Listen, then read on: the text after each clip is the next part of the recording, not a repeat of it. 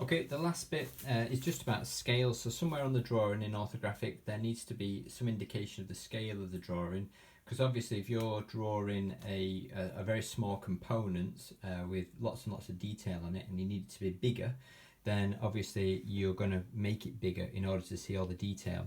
If you've got an object which is too big for the sheet of paper, so for instance like an ordnance survey map, you can't have a map of the scale of 1:1 for all of Bolton. So what you're going to have to do is you're going to have to scale it down to fit onto the map on there.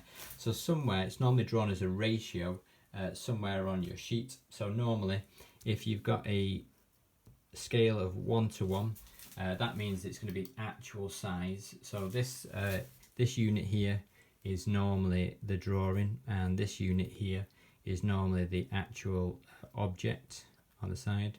So if we were then to trigger or come across a scale that was drawn like this one, that means that this one is the drawing and this one is the actual object on the side.